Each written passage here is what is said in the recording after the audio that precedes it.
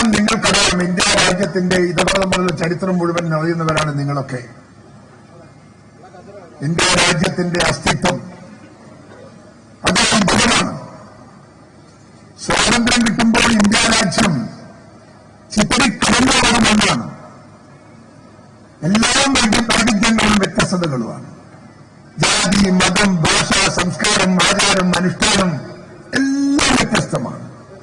ഈ വൈവിധ്യങ്ങളെ പുറത്താക്കിക്കൊണ്ട് ഇന്ത്യ രാജ്യത്തെ മുമ്പോട്ട് കൊണ്ടുപോകാൻ സാധിക്കുമെന്ന് ലോകത്തിൽ ഒരു ചരിത്രകാരനും ഒരു ഭരണാധികാരിയും ഒരു രാഷ്ട്രീയക്കാരനും വിശ്വസിച്ചിട്ടില്ല എന്ന് ഓർക്കണം.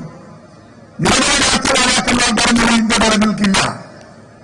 ഇവിടെ ഭാഷകൾ വ്യത്യസ്തം, ഇവിടെ സംസ്കാരം വ്യത്യസ്തം, ഇവിടെ ആചാരം വ്യത്യാസം, ഇവിടെ അടിസ്ഥാനം വ്യത്യാസം, എല്ലാം വ്യത്യസ്തങ്ങൾ. ഈ വ്യത്യസ്തതകളെ കോർത്തിണക്കാൻ ആർക്ക് സാധിക്കും? ലണ്ടൻ ടൈംസ് എന്ന് പറയുന്ന പത്രത്തിന്റെ എഡിറ്റർ കോളത്തിൽ വലിയ പ്രാധാന്യം കൊടുത്തൊരു ലേഖനം എഴുതി.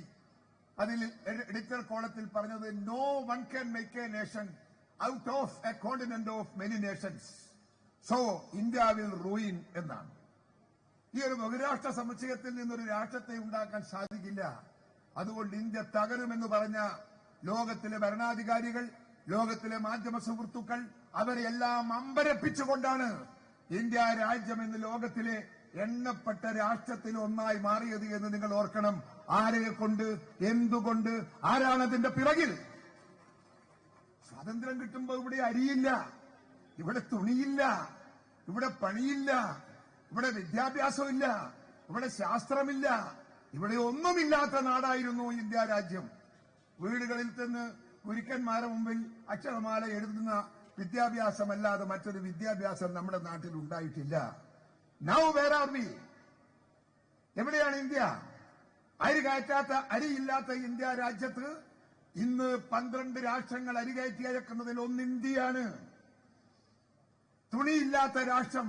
എന്റെ നാട്ടിലെ അമ്മമാർ, പ്രായമുള്ള അമ്മമാർ, മാറുമറക്കാൻ തുണിയില്ലാത്ത അമ്മമാർ, തോർത്തുമുണ്ട് പൊതിച്ചു പോയ അമ്മമാരുടെ ചിത്രമൊക്കെ ഇന്നും എന്റെ കണ്ണിന്റെ അഭ്രപാളയിൽ സൂക്ഷിച്ചിട്ടുണ്ട്, നിഴലിക്കുന്നുണ്ട്.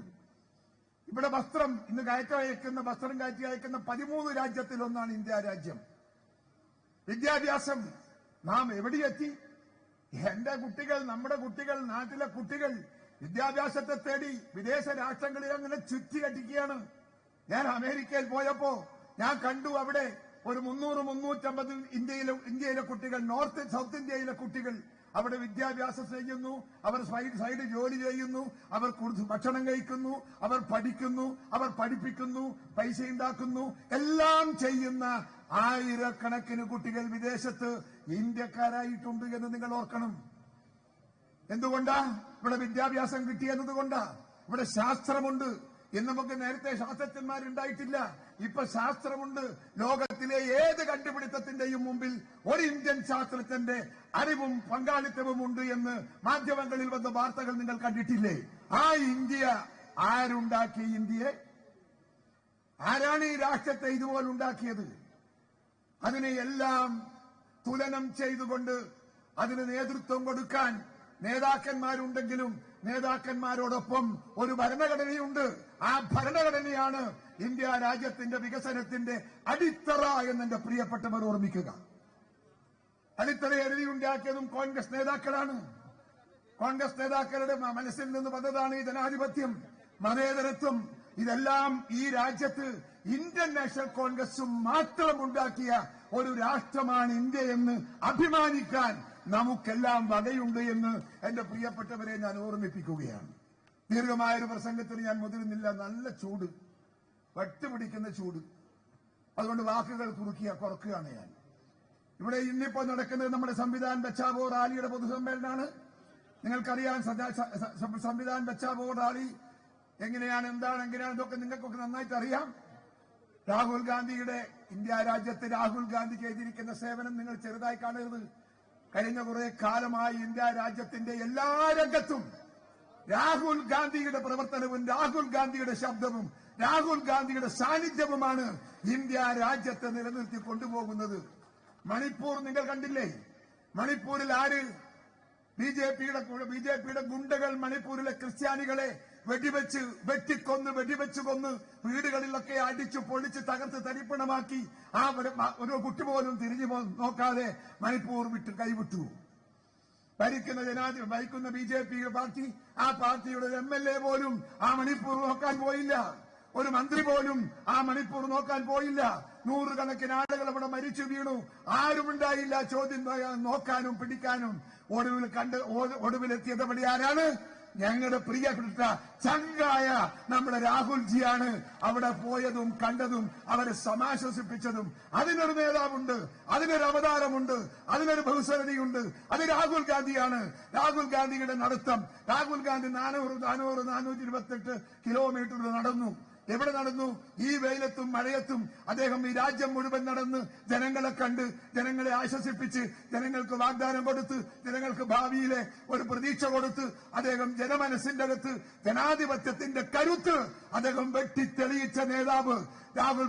ഇന്ത്യ പ്രധാനമന്ത്രി, രാഷ്ട്രപിതാവിന് ശേഷം ഇന്ത്യ രാജ്യത്ത് മതേതരത്വവും എല്ലാ രാജ്യത്തിന്റെ അനുകൂലമായ എല്ലാ ഘടകങ്ങളും ഇന്ത്യയിൽ ഉണ്ടാക്കാൻ ഓടിച്ചാടി വിയർത്ത് നടന്ന രാഹുൽ ഗാന്ധി ഈ രാജ്യത്തിന്റെ ഒരു വലിയ തൂണാണ്, ബിംബമാണ് എന്ന് പറയാതിരിക്കാൻ നമുക്ക് സാധിക്കില്ല.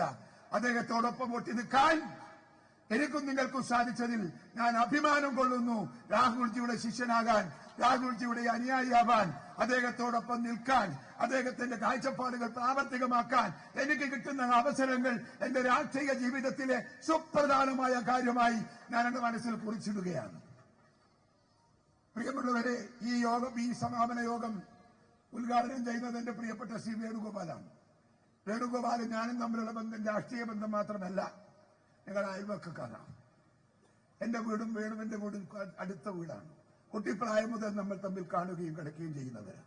അദ്ദേഹം എന്നും എന്റെയും ഞാൻ അദ്ദേഹത്തിന്റെയും പ്രിയപ്പെട്ട സഹപ്രവർത്തകന്മാരാണ്. അതുകൊണ്ട് തന്നെ എന്റെ പ്രിയങ്കരനായ K.C. വേണുഗോപാൽ ഈ യോഗം ഉദ്ഘാടനം ചെയ്യാൻ ഞാൻ അദ്ദേഹത്തെ സാദരം ക്ഷണിക്കുന്നു. അതിനുശേഷം ബാക്കി നേതാക്കന്മാരെ വിളിക്കാം.